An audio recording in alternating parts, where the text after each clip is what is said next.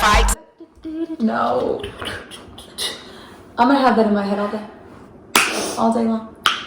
All day. Whoa. Welcome to Melaninial. Hi. It is 2020. We in a new decade and we finna create some dope magic. Dope black girl magic. Dope white girl magic. Dope girl magic. Dab. Boom. Whoa.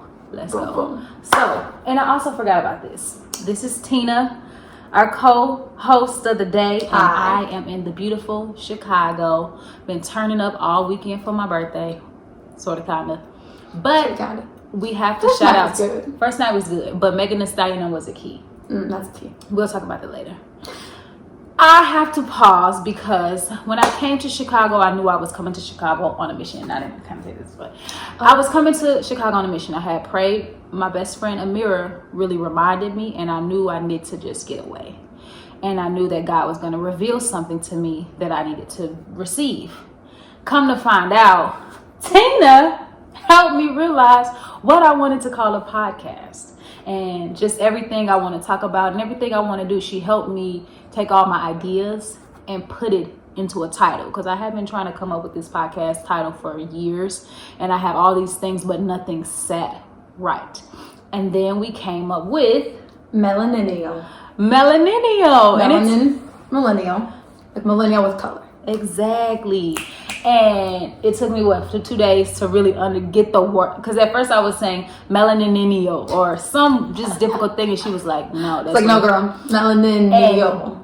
Can you explain to them kind of like what I said to you to help you like She was saying she wanted a podcast that really evoked what the Black community is feeling today. What the millennial population is doing, what everyone's doing to make it more of a positive movement, and trying to make it seem authentic at the same time. Exactly. So relatable. Everyone's at this whole like boomer, millennial, Gen X kind of thing right now, and to make it, a person of color podcast. So, Exactly. yeah. Exactly. And then the thing is to be able to bring my friends in who can help me really talk about subjects and discuss ideas that we face as millennials, not just Black African American millennials, but all of us, because we feel things and we see things that go on in politics, but we never really talk about it. Yeah. We never really say, you know what, let's really break this down so that we can, one, get people that look like us individually to understand our perspective, but then so we can actually have those conversations that we wish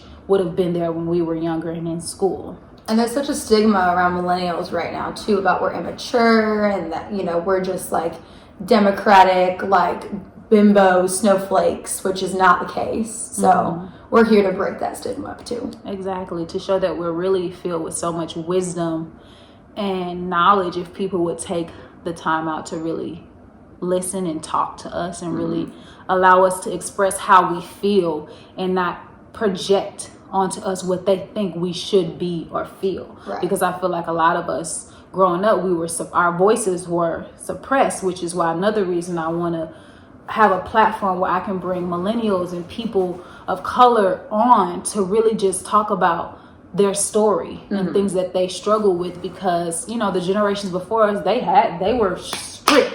Yeah. They were like, you ain't saying nothing, this what you gotta do, da da da da da, and that's what it was. For us, we're like, no, they've been suppressed for so long. We want to say what we feel and acknowledge these things so that the generations that come after us, they understand that this is what it is that they're going through. They have a blueprint to follow, and they don't have to live in this like empty space of like internalizing everything, which just aids in more like mental health issues. Because when you have to constantly internalize things, you can't speak on what you feel without feeling like somebody's going to chastise you or like beat you down or make you feel away for feeling how you genuinely feel. We don't want that anymore. We don't want any more suppression. We don't want ignorance to continue to float around because we can't just have a simple conversation. So that's a little bit about what you'll be experiencing from this platform. And we're always open to ideas and drop those in the comments. Exactly. Concerns that happen within your personal lives, what's happening within the media, the news, in our communities, because we want to be a part of the change that's happening in the world. We don't want to just sit back and coast. We want to add to the revolution, add to the change, so that when the world is at that place where it's like, oh my gosh, everything is balanced, there's no more segregation, no more separation, we can say we took a role in that and we played a part in being here and being a part of that change. But to hop back into how we met, we went to school together in Kansas City. Shout out Chiefs, they just won the Super Bowl. You and Casey danced. Go. I was on the dance team. That's where I got that little move. It's okay. It's fine. Okay, go Roos. So But be that as it may, when did you graduate? What year? 2017. 2017. I graduated in 2015. And now we're going to briefly talk about our experiences as being dancers, and then how we both kind of transition into going in different avenues in our lives and really like awakening different talents and purposes that we found within ourselves. So you graduated, and how was that transition for you going from school into the real world and where you are now? Real world wasn't as daunting because I'd been kind of doing my own thing since I was 18. So that was an easier transition. I kind of had a plan, so I knew I was going to move to Chicago. I actually moved 2 days after graduating. So it was graduation, move, and then I had a job immediately straight out. So I had it planned. I had a little bit easy because I had people here. It was an incentive to move on that end, but I came here for a dance apprenticeship that I was doing, and then I just kind of realized that wasn't what was bringing me joy anymore. It was stressful, and it just wasn't doing it for me anymore. It wasn't fulfilling. And can we speak briefly about like finding that fulfillment as a dancer? Because for me, I felt as though like I love dancing, but I feel like there was a greater fulfillment that I wasn't receiving from dance. Even like, you know, how everybody's always like, as an artist, you'll never make the amount of money that you want to make and live the life that you want to have. For me, I'm just like, why not? Yeah. Like, I want to be a billionaire, millionaire. And for you to say, as a dancer, we can't. It's very a limited There's way. A cap. It's like a limit. You put a limit on what we can be as a dancer. And I'm like, that's not what I'm going to accept for my life. So what is that? What fulfillment or what were you seeking beyond dance? It was more about what was holding me back. Was like I struggled with eating. I struggled with like self-image, struggled with a bunch of stuff that I just didn't need to be struggling with. And I realized that in the moments that I wasn't in the studio, I wasn't feeling those things. So when I stepped out of the studio and had more time, because it was the longest I'd ever been, not really, because we did stuff in seasons, so I wasn't consistently in the studio all the time, and I just started to not look forward to being in the studio because I would stand in a mirror and just be comparing myself to everybody else in the room. Right. And I was done doing that. Yeah. And I think that's a journey that we have to find on our own, because I remember through my process, I was very self-deprecating when it comes to being in the studio. Like you said, you're literally standing in the mirror, nitpicking every flaw you have. And if you're not given the tools to do that from a positive, healthy perspective, you're going to think you're not enough. You're going to criticize yourself. And that was like the root of a lot of like patterns that I was having with my internal struggles. Well, then you start comparing yourself to everyone else in the room. So you're like, oh, well, like Sally didn't hop on her turn. Why can't I do that? Or she had her penche higher than me. Why can't mine be like that? And you start getting down on yourself. And then you're like, why am I doing this? Right. Am I doing this for me? Or am I doing this because this is what I've always done? Right. And then it goes into finding out how to change that narrative, because I'm not just saying that dance created that. You know, it's a self-taught thing. Yeah. That you started to do to yourself that you didn't even probably realize you were doing. That I was doing, at least. Yeah. So, but now I have I've moved into I always did retail back in the day as a side hustle for my life with dance. It let me, pay my bills and everything. But I learned a lot of tools for sales in that. So now I've moved into a sales role in renewable energy, which I'm pretty passionate about now. So that's my new thing. And how do you feel like you've taken the tools that you learned as a dancer and an artist to that avenue? It helps me with discipline, for sure, because this role is, I wake up and I don't have anywhere to be until 2:30 today. So it's something where I wake up, I know I have to get up, make myself some breakfast. Well, we haven't done that yet, but I got coffee. Got myself some coffee. And just making my own schedule and making sure that I'm still taking care of me. That's something that dancers, we always are in yoga. We are in things. We're in class. Yes. People out there, they just wake up, they watch some TV, they binge out on Netflix, and then they maybe think about going to the gym, but don't do it.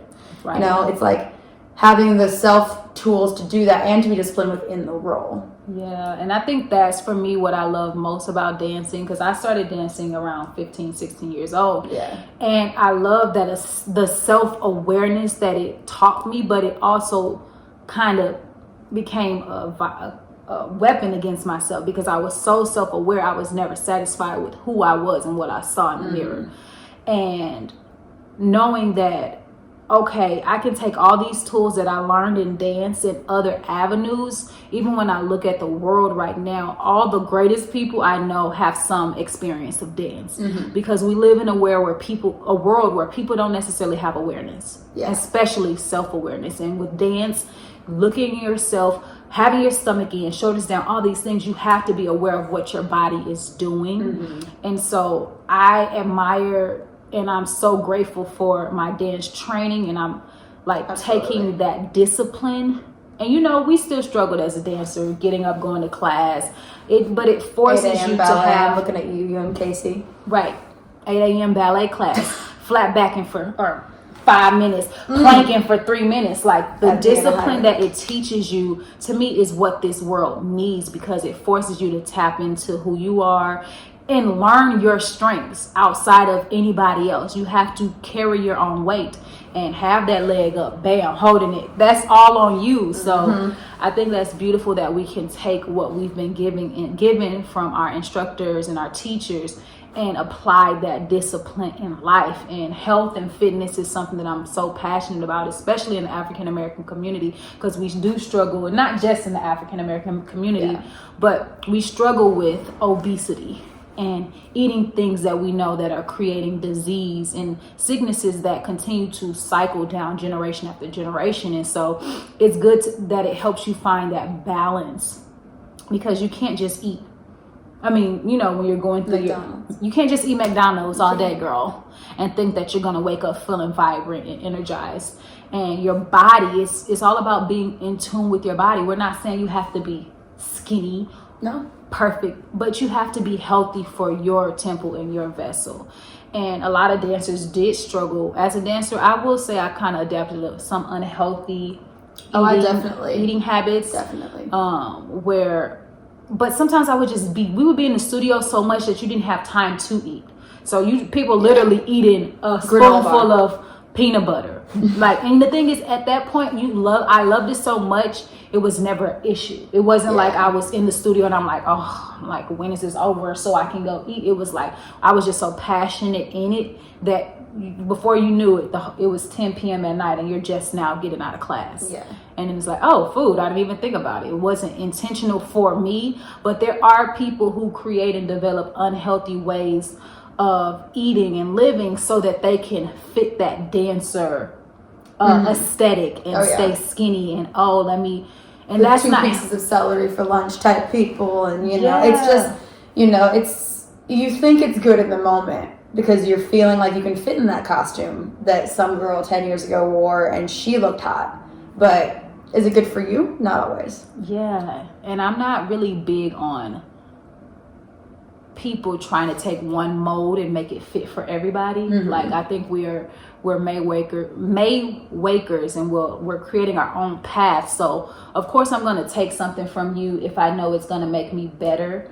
But even that is like, okay, take from somebody that's going to make it better for you. If I'm going to take something from you and that worked for you and it didn't necessarily resonate with my truth or my direction, I can't force you, or I shouldn't feel forced to adapt that if it doesn't work for me. Right. And I know it's hard for us these days to find the balance of giving students and people in general that freedom to create their own path, but then also respecting the blueprint before. But we just have to trust that God or the universe, whoever you believe in, has put something in that person to know what they need to do for them and give them the love and guidance they need to kind of stir them along their path. Because in the dance community, I see so many brilliant, beautiful people, but they're so used to somebody telling them who they are, what they can do. And it's just like, you have a brain, you have a say in who you are and how you show up in the world. You don't have to just, unless you're okay with being in that role of submission, or I don't really know how to label it, but to me, I want both. I don't just want I don't want dancers or people who have no say, who have no opinion or no voice on who they are, what they have to offer in the world. Yeah. I will say the biggest thing I take away in my real life now, and just realizing it in, the world, is anyone I work with that was in the arts in any way is so much easier to work with than somebody who's never had someone telling them what to do. Yeah. Someone who's been coached at least. And even basketball, baseball, whatever it is, if you had someone that you had to respect and they pretty much dictated your whole schedule, your whole, everything you did, and you had some level of respect for them, it's so much easier to work with you down the line because you've been taught, respect authority, but, to an extent. But don't let them run all over you, but you are there to work. You are there to do something, accomplish a goal. And if you are the thing getting in the way of that, if you're the person that's uncoachable, untrainable, not able to work with, dancers, artists, theater kids, they're the easiest people to work with after they're done in that form of art because they've been trained to be a good person to work with. Right. Which is a big, big thing. Yeah, and it's not that doesn't go for every case, because there are some people who are difficult to work with sometimes, but I tell you, it's the fact that you've been given the tools to then choose how you apply it to your life. Being in those dance classes and seeing dancers who don't move, hold it, it teaches you resilience. It teaches you strength that a lot of people who don't necessarily have that, they can't sustain in certain situations. If they're doing push-ups and they're like, let me just give up, I'm done. Yeah. It just teaches you a whole nother level, I think, that just aids you in your spiritual journey. And it's a tool that you can put in your pocket to apply to any avenue of your life. And then sometimes, dancers, you can speak to this, you'd be in rehearsal and rehearsal ends at 8. But, again, one more time, before you know it, it's 10:30 and you didn't leave. You were not walking out of that studio. But in the real world, my shift ended at 2, but we still need you. You need to be here. Oh, no, I'm done. People like that, I don't want to work with you. Yeah. I want to work with a person that'll stay late because they know it's needed and they can and they're willing and they're able. But I don't want to, I'm done. You're not important to me anymore. Bye kind of people. Yeah. You aren't going to get very far. Yeah. And it's, you're not going to get promotion. That's why I think it's also about being passionate about what it is that you're doing, because a lot of times that energy of being in a group of people who we all just worked so hard in this rehearsal, we all just put in the blood, sweat, and tears to achieve this dance, and you have the choice to walk out, but knowing that you didn't, that feeling after you're actually released, it may be feeling like crap now, but what it did for you in the long run is so much more rewarding. And I don't feel like that kind of stuff happens, but that's because we're so independent with what we want now. We're like, you said 10, I'm about to be gone at 10. And so it's a balance. It's definitely a balance. But and we're both still walking. We still survived all of those nights. All of them. Those long, anybody who's watching from Deeply Rooted, a Deeply Rooted night, we ended at midnight. Okay. You know how those went? Everybody has those. Yeah. And it's beautiful. And I wouldn't trade any of those experiences from the world, because you see dancers, we're unmatched, girl. The girls, they're just unmatched. The work ethics are just, and I'm speaking for me, but I also learn from the other people that I know that are still heavenly in dance, still in ballet class all day. Kudos to y'all, because it's not easy to be an excellent dancer. Friends on tour who gave up their family, their friends, their pets, anybody like that, and they're out going what you just finished doing. Yeah. But 2 years on the road, changing cities every 2 to 4 weeks. That's dedication. Yes, and you see the you see the cuteness, but you didn't see the work that went into sowing that seed to be able to show up in the world and have this beautiful glow, have this nice body. They put in work for that, and I think for me, I'm learning even more and more. Put in the work. No matter how much you think you did in the past, now it's a new decade. Now it's a new time to put in even more work to then have results that are exceeding what I have right now. Yeah. So. Yeah. And even with starting my new job, like, you know, I was working with people that, like, these are people, they're all like dudes that were in corporate worlds and whatever. And they're like, are you okay to work past 6? I'm like, yes. What? Like, that's not even a question. Yes. But there are people that will not. They are like, no, I'm done at 6. Bye. Yeah, and for me, I'm okay with either or. I think all are necessary because there's some people who gonna push you beyond that point and take advantage of you and not pay you coin. And girl, you know I got bills to pay. Oh yeah. So no, I can't stay. That's a whole nother podcast, though. Not getting paid for the art. That's a whole nother podcast. I can't stay after 6, and I gotta go make money. You know, so it is a balance, and that's the thing. We're finding the balance. Because we're not saying one way is right, because what's right for me may not be right for you. Right. But the willingness to learn which one is right for you, if you've never tried to stay past 6, or if you try stopping at 6, you know, one might work, one might not. One day it might work, one day it might not. But you need to have the willingness to try. And I think for this platform, for me, that is like really something I love, is teaching and helping people discover what works for them. Oh yeah. As a millennial, as African American, as find what works for you, because we've been given a system, but that system don't necessarily benefit us all the time. So why would I keep wanting to do and so into a system that isn't really benefiting me or my life or my family in general? So find what works for you, but make sure it's working for you. That's the thing. We can be doing stuff, but if you're not seeing, you know, I believe that God will sow seeds and you will see the fruit of what you're doing. If you're constantly doing something and you're not seeing growth, you're not seeing development that's actually positive and not bringing you down but taking you higher, then you got to change how you're doing stuff. Yeah, don't stay in something just because it's comfy. And just because it's, you doing something, you wasting time doing the wrong thing. 5 years later, you wasted all that time. You could have been sowing fruit that were actually beneficial. Yeah. And not, if you're comfortable, you need to move. Yeah. You need to do something new. Anything new. Shouldn't stay. Yeah. Challenge yourself. You know, find what works for you. And if you found that, great. But if you're still wanting something else in life, figure out what that is. Change this. Alter this. Go to a crafting class. Yeah, go craft, go dance. And I think that gift of the arts is so important because it allows you to expand and want to be curious about all that's in you, not just, I'm this because this is what my family told me I was and I'm gonna fit this mold. No, I have a little nudge or a passion for this. I have a little thing for this. Follow those leads, and if they lead you to where you're meant to be, that's great. If not, it teaches you a lesson of that's not where I need to be. Yeah. So you win or you win. That's how I see it. I'm either winning or I'm winning. Stay winning. Stay winning. Stay winning. Ooh, that can be your ending. Stay winning. Stay winning. Look, we manifesting. Stay winning. There. Bye, you guys. Thanks for tuning in to this episode of Melaninial. Did I say it right? Yes. This is new. But thank you guys again for tuning in.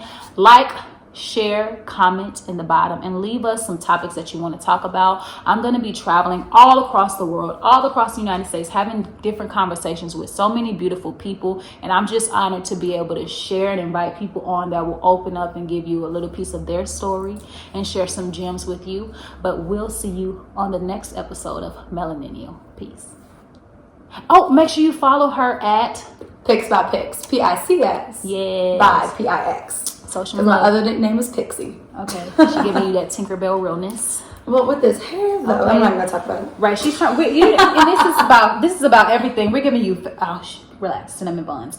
We're giving you fashion. We're giving you looks. We're giving you millennial greatness. We're giving you casual today. Casual. But the thing is, we can slay whether we're doing it up or whether we're keeping it classic, girl. We gonna slay either way. You know what I mean? Amen. But yeah, we'll talk to you guys later. I'ma build, I'ma grow, I am healed, I am bold, I am true, I am gold. I protect, I am next in line for the shine, it's a glow, yeah we know, so, yeah we know. So black and brown, take them hands and put them up. We gon' kill them all with love. Hate.